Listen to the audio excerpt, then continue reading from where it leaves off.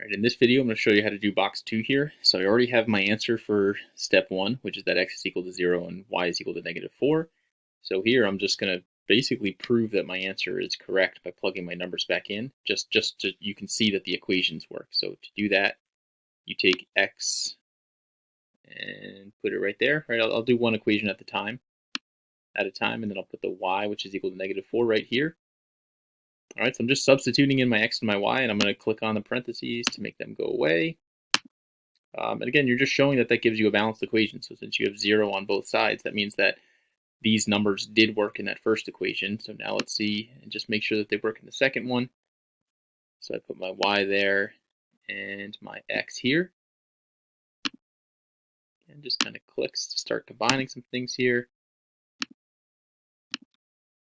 Again, here you get a balanced equation. So you get 12 is equal to 12. So all you're doing in step 2, we already know that the answer, or we think that the answer is 0 and -4.